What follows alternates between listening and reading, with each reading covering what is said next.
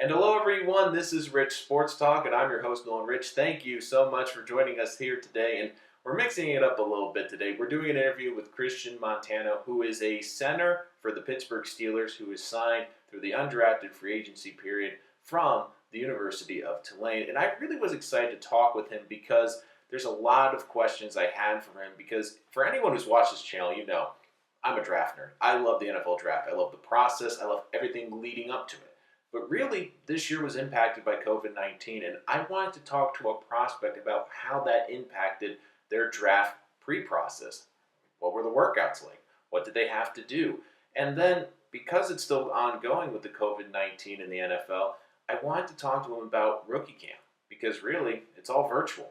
How is that impacting him, and what are they doing as players to really adjust during this difficult time? So I was really excited to sit down with Christian, and I know you're going to love to hear what he had to say.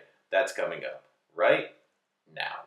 Hello, everyone. This is Rich Sports Talk, and I'm your host, Nolan Rich. I'm here with Christian Montano of the Pittsburgh Steelers and formerly of Tulane. And Christian, thank you so much for taking time out of your busy schedule. I know you just got off a meeting, actually off-season meeting with the Steelers just moments ago. Yeah. Thank you for having me. I'm excited to be a part of it all. It's been a long road through the college process, but I'm excited to be a part of the Steelers now. Well, I actually wanted to talk to you about the college process because you probably have the most unique one considering the circumstances this offseason. Because going through this offseason, usually prospects like yourself, you'd have a pro day, you'd have workouts with teams, you could have local workouts, but really they were limited this offseason. Were you able to get any workouts, or was it a situation where you had to film yourself and then send those workouts to teams? Yeah, so for me, it was pretty much all virtual. So after our last game of the year, which was our bowl game in Texas, I flew to an All-Star game in Florida, which was the Tropical Bowl. It's a smaller one. I played there. Then I was in New Jersey for about 6 weeks for what I thought would be pre-pro day training. And as soon as that ended, I came back home for about 2 weeks to get my things together, keep training a little bit home. I was going to go back down to New Orleans. And then all the sort of the COVID things started happening, and rumors of the flights might be canceled. Then all of a sudden, schools started closing, and that whole chaos began. And so my pro day was canceled. My visits, my local days were canceled. I had 3 of those I was going to go to. So yeah, I had to do everything online. I did a virtual pro day at my old high school, filmed it all as much as I could. Every drill the coaches wanted to see, put it on a Google Drive for them, shared the link, kind of went from there. And I was kind of fascinated because to me, I thought you had a chance to be drafted on day 3. But really, when I looked at the type of kids that were picked, it was from a lot of guys that were from the bigger schools. And I think a lot of general managers and front offices were affected by this offseason because they hadn't really seen you work out in person. Do you think that not being able to go to some of these pro days and workouts impacted you and led to you being an undrafted free agent?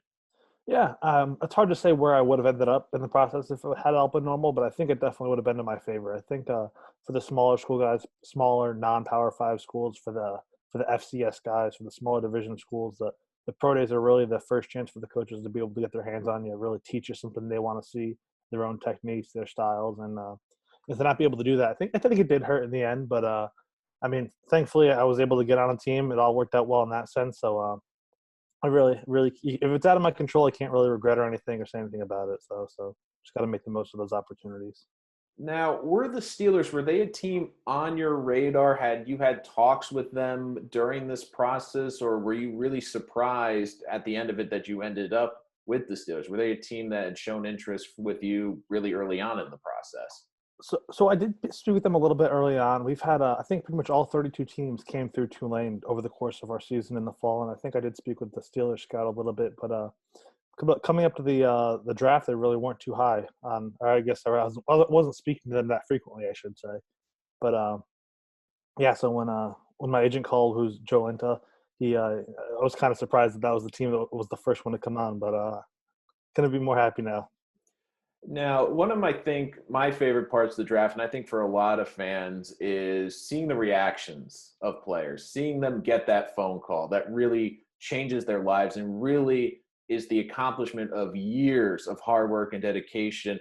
So where were you when you got the call, and what was your reaction when you finally got that call that you had made an NFL roster? Funny. So for the first 2 days, I really wasn't nervous at all, and I said, "Oh, for day three, I'll be pretty fine too." And it was my mom, my dad, and there's a couple close family members who were over hanging out at our house. It was a nice day here in Connecticut, so we were sitting outside. And as the afternoon went on, my anxiety went up a little bit more and more. Since I knew I would be probably a really late in the day type guy, or as soon as the draft concluded, I was kind of expecting a phone call. So once that time ended, it got to be the late seventh round. That's when I was starting to be like, all right, I just kind of want to sit with myself a little bit, just kind of wait for the phone to ring and just go from there. But in some ways, I always kind of laugh a little bit about this, but I feel like for day three picks, sometimes it's better to end up in a situation where you are, because you can maybe go to a better situation because you're going to arguably one of the most successful franchises in the history of the sport. And in terms of consistency, really outside of New England, you cannot look for a team that's been more consistent over the last 2 decades than the Pittsburgh Steelers. So, what was your reaction to going to Pittsburgh and going to an organization that's known for its stability and its winning culture? Yeah, I think, like you said, stability and winning culture is huge there in Pittsburgh, and especially inside of the O line room itself. There, I mean, there's three multi-time Pro Bowlers in there. You have, Pouncey in the middle. You have Villanueva, David DeCastro at the other guard position.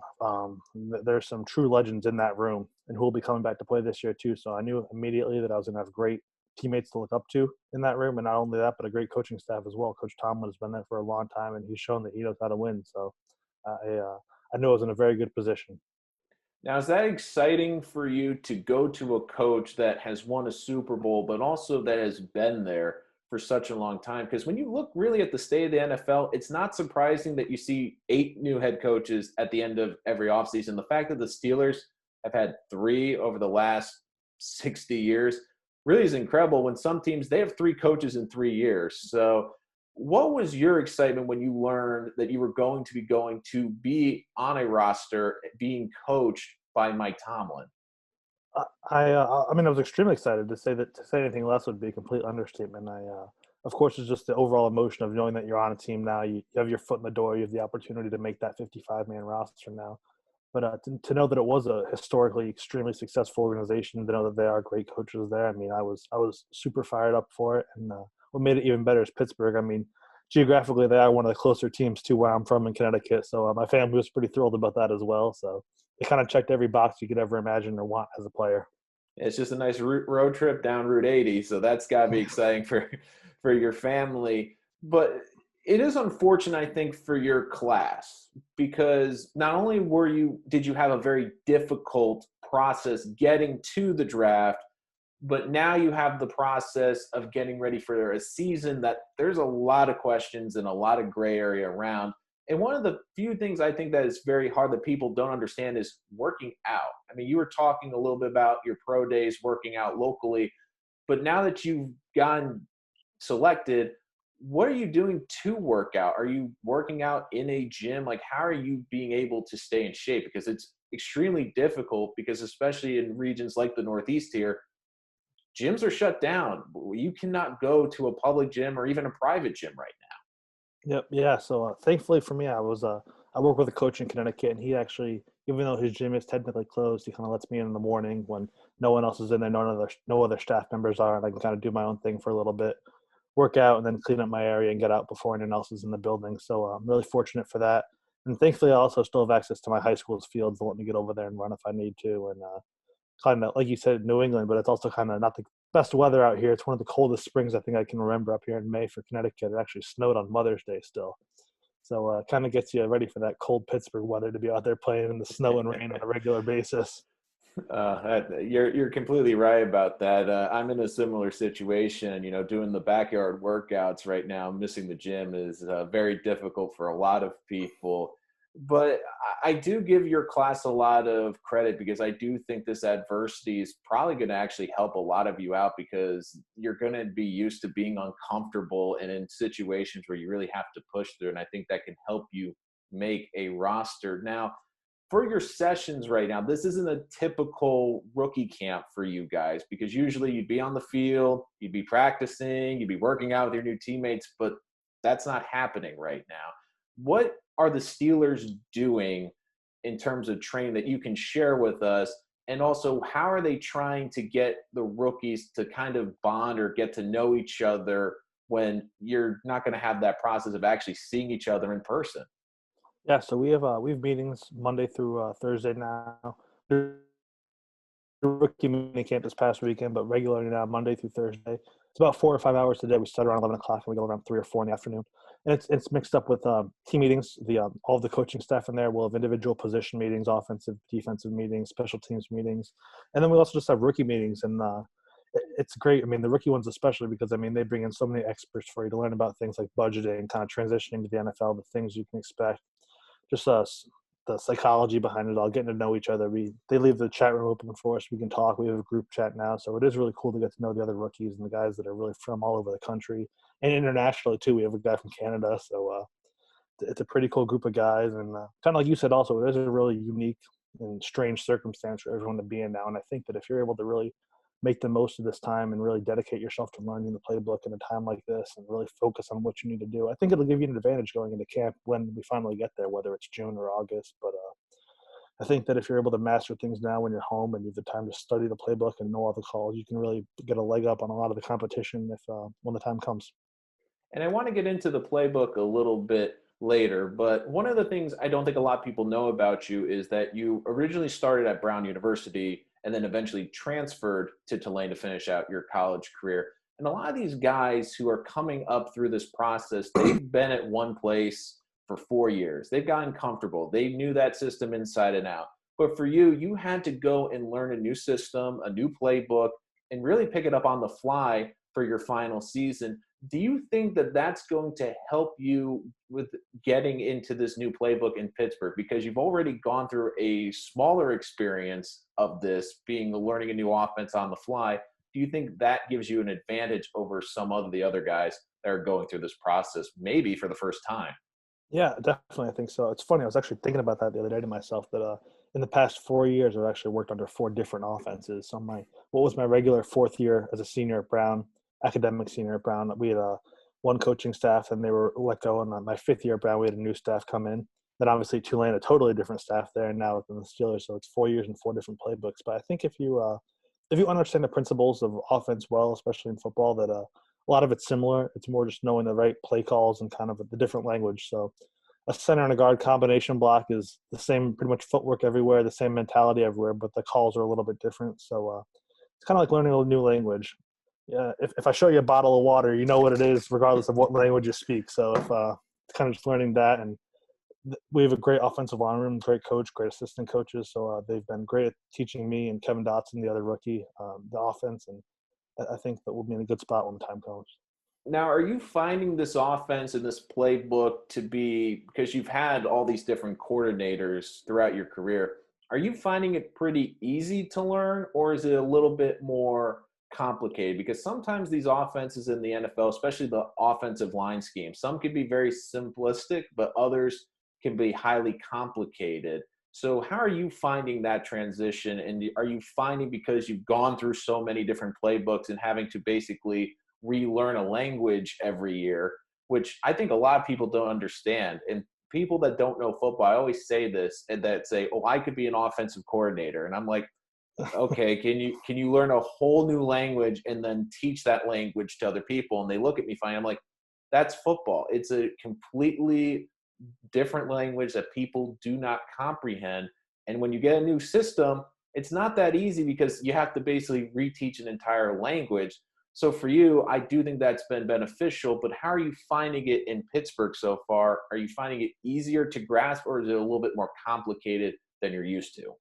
I think it's definitely more complicated, and I expected it too. I know going from college to a professional level. I mean, it's their job now. So in college, the coaches kind of got to dumb it down a little bit because I mean, at the end of the day, it is amateur still. It's the kids that are focusing on getting their degree, and although some people argue what they're focusing on more, whether it's school or football, but overall they are still student athletes there. Where now you are a full time professional athlete. So yeah, the playbook's definitely a bit thicker. There's a lot more calls, but I think just kind of if you have a good process of learning, that you just got to keep applying it, and your steps will get you to learn the whole thing eventually. But yeah, it's definitely a little bit bigger.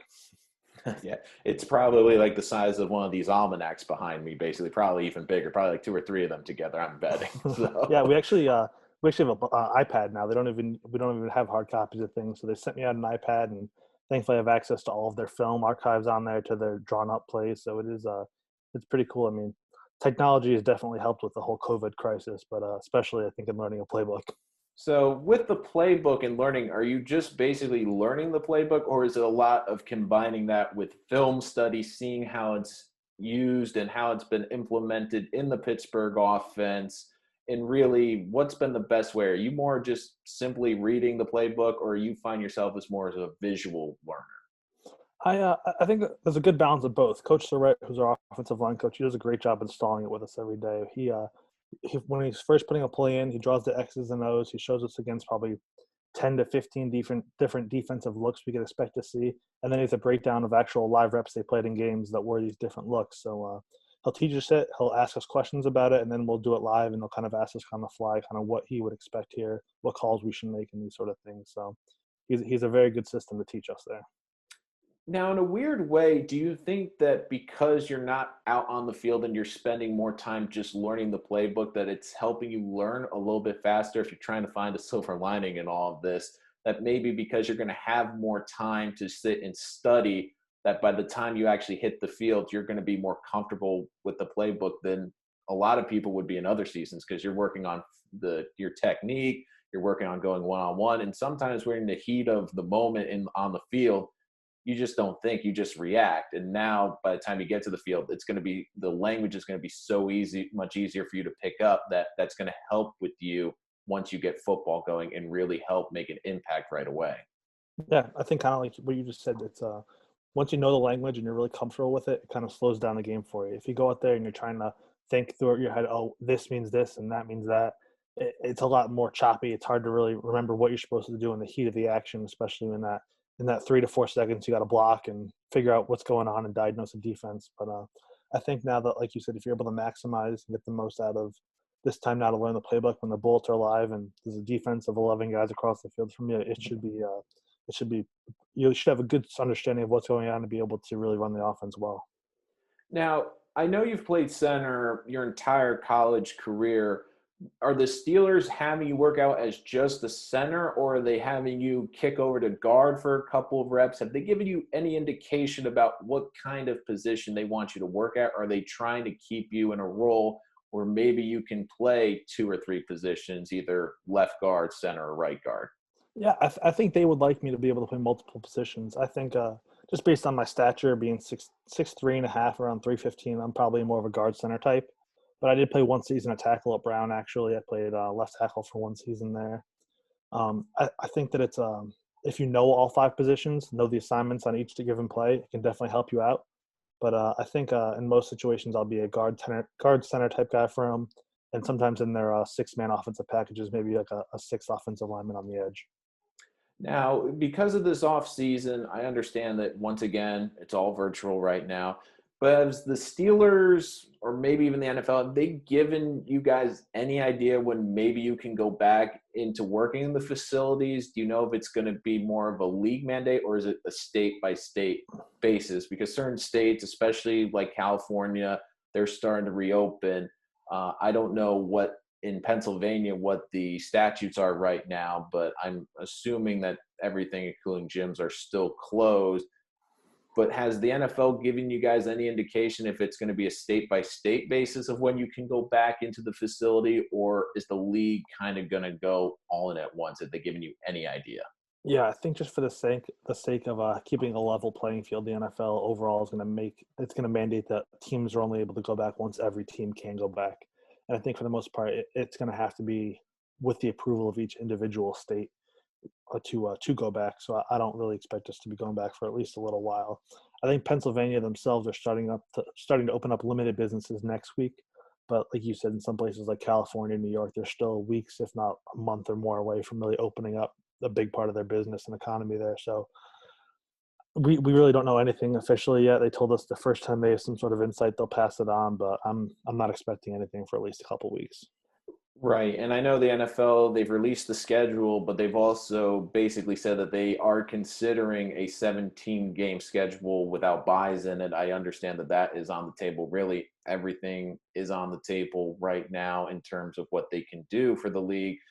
If we aren't able to have a preseason, have the Steelers given you any idea of how they will be evaluating you guys, or do you see that being a huge detriment for guys like you who are on the bubble competing to get on the final roster spot? And how could it impact you by not having those crucial preseason games if the league decides not to have them and go straight into the regular season? Yeah, I think if we were to lose the preseason games, that would definitely hurt guys like me. But I mean, you got to make the most of it every day in practice. I think if they see you blocking in 11-on-11 drills, they see you blocking their own defensive linemen well. If you're able to keep up with the speed of the game in offense when they do go full speed in practice, I'm sorry, at full speed, that they'll understand that you can probably play in a game at full speed as well. So I think that at the end of the day, if everyone does lose their preseasons, it'll be every team losing their preseason. It's not just the Steelers. So I think it will ultimately be a pretty level playing field. But you just got to really make the most of those now limited opportunities that you'll get going forward. Right. And one thing I've learned from knowing you all these years is that you're an incredibly hard worker and you're also very mindful of your work. So really this off season, is there a certain part of your game that you're focusing on that you believe needs to be honed, or that you've looked back at the tape from your last year in college and saying, this is an area where I really need to improve on, especially if I'm going to make that transition to the next level? Yeah, I think there's the obvious things like just being as in good of shape as possible going into camp, being as strong as possible, understanding the playbook. But I think when it comes to actual gameplay, I think just finishing blocks fully. I mean, going all the way through past. I mean, really blocking to the whistles. What the coaches say, block to the end of the whistle. So I mean, if I can stay on those blocks latched on longer, I think that's something I really want to focus on when we get into camp and just show that I'm not out there just trying to fill up time. I really want to be out there and want to compete on the team. And I know as a competitor, this must be eating at you because you just want to go out there and you want to just show what you can do. So, have you been finding yourself putting that energy that you really want to go out there and be on the field and playing? Have you found that you're putting it in more to your workouts or your studying? And how are you basically just trying to keep balance? Because this is probably the longest period you've gone without playing some sort of football or practicing on the field over the last couple of years, because you usually have spring practices, you have spring workouts with the team. So this has to be kind of a weird place that you're in right now. Yeah, definitely. I mean, in a regular world, I would be at a mini camp or in a off-season workout now. So it is weird to still be home, but I mean, you just got to maximize everything. I would still wake up early in the morning like I would if it was a regular off-season. I wake up around 6 a.m., get to the gym for 7. I think staying in a strong routine is definitely beneficial when it comes to long term. Just staying basically. You want to stay in shape. You want to be able to stay in rhythm when it comes to studying. You want to be able to get things done in a timely manner. So I think just keeping yourself on a schedule is really important, and just focusing on the little details every day. Just kind of going day by day and focusing on the details.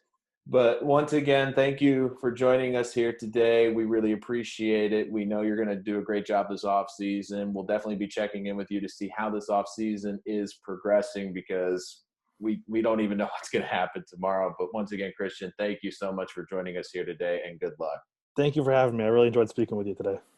Thank you so much for joining us here on Rich Sports Talk. We have so much more coming for you, and I know you're not going to want to miss anything, so you're going to want to hit that. Yeah, you're going to want to subscribe, because I promise you, we got a lot of great sports content in a time where I know there's not a lot of sports, but we're going to still bring it to you. And especially if you're a football fan, this is a channel you're going to want to watch. So until next time, this is Nolan Rich, and this is Rich Sports Talk.